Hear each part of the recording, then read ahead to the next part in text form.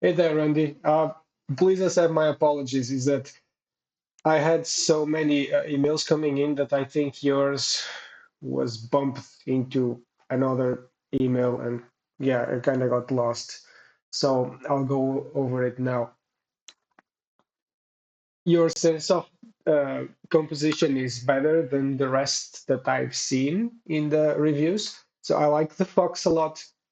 Going over the the head, and that's a nice framing. I wonder even to add even more storytelling if there could be something happening here, whether the fox is looking at this or trying to smell it. You know, like when a dog is curious or a cat is curious, they kind of approach it and up their nose, they tilt their nose up and give it a sniff.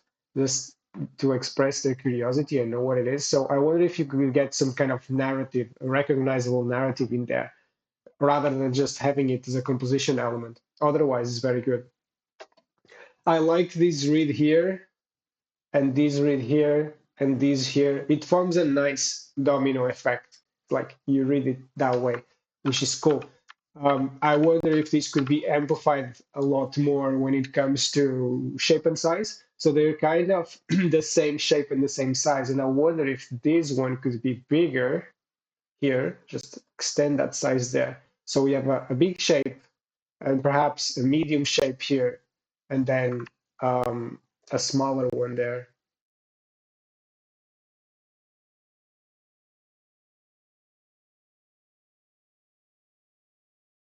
Or even some double thing. Yeah, just some ideas to think about it. When it comes to hmm, when it comes to color, it's not that you're doing it fine.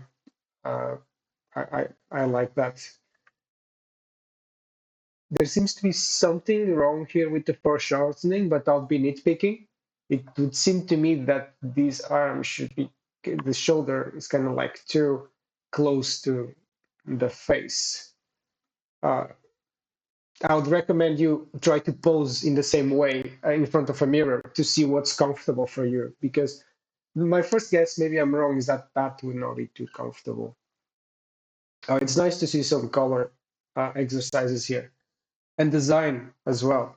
And you did a good job by getting rid of it because this thing looks a bit unpractical and just cumbersome, unless it's very, very needed for the story, which maybe it is.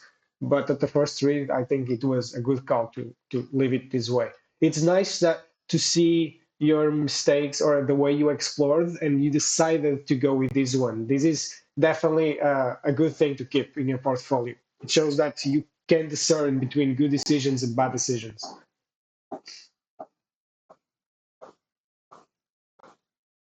I don't know much about this character, but I would recommend that. Then let me see. A scholar who sought to unlock power. So kind of like okay. So kind of like wizard, sorcerer, like wanderer, murder. Okay, so exile. So kind of like we're looking here is like exiled court wizards, maybe. So I wonder what there could be that still pays homage to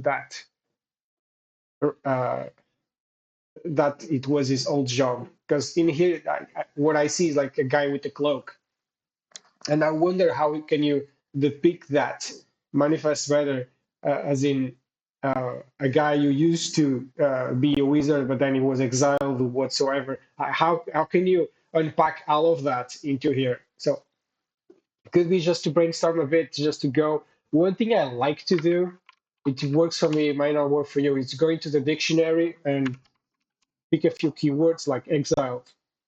And from here, I try to see if some image comes to my mind about how I could drive that point home. So wandering vagabond, the first thing I think is like purses, bags. You already have one here, but maybe make it look a bit more like homeless, like not as refined bags, but more like to visualize that he's a wanderer.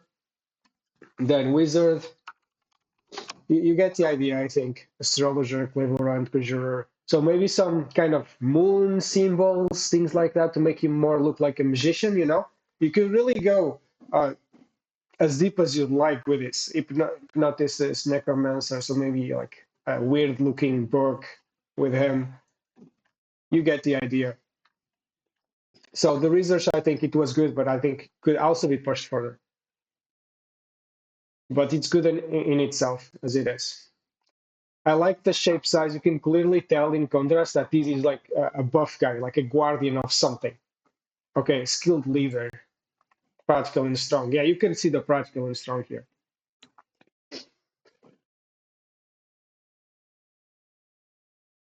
Yeah, I like this as well. This is a nice graphic design, and it's nice that you put this here. I think one thing would be to add photo reference. Oh, you have it here, but more like close-ups uh, for the materials. So we see, is this Iron Age? Is this metal? Who is this bronze? You know, what is this? So maybe add some reference here. So if you take this to a 3D artist, he knows exactly how to model and render. Or else you may just make this some kind of silver medal that has nothing to do with it, just because he thought it was cool. So if you leave things up for people to interpret, they will.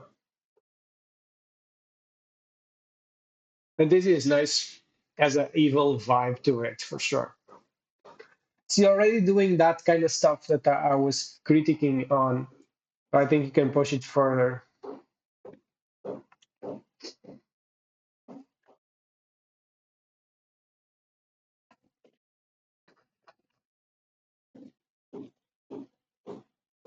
Body language looks a bit stiff on here, but I realize it's just a sketch, but be careful about that.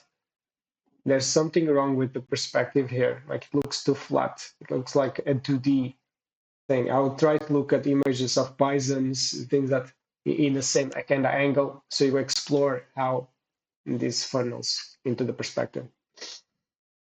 These look a bit unreadable. They're not, they're fine for production, but for Artstation, try to polish them a bit. Because everyone expects refined stuff on Artstation. Or even stylize it a little bit, like, you know, Yoji Shikawa. It's super, super, super rough, but it looks good. You know, it's very gestural. It's very like graphic design. So that's something that you could do. Again, here, there's something wrong with the hearts in a perspective. Try to not deviate from reference. But that's good. Again, apologies that I missed uh, your portfolio. I think it was bumped against someone, but here you go. I hope that it's helpful to you.